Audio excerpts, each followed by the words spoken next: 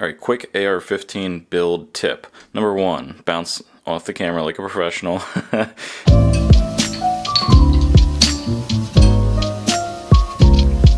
Number 1, use 33 MS grease. I'll put a link down below.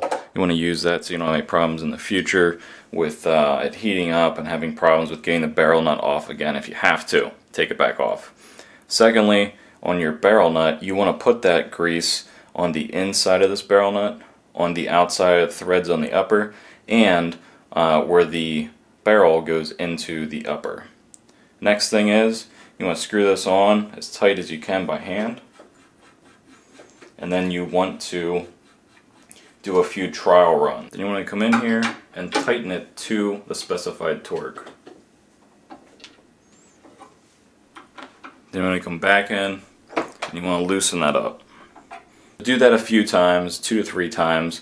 Work the threads in from the barrel nut to the upper. And the reason you want to do that is because you want to get it seated. And you want to make sure that this has a good torque. Things are going to compress slightly with the metals, the different metals. You could have an aluminum barrel nut, and you just want to make sure things are seated well and properly torqued. You just come in and do your final torque.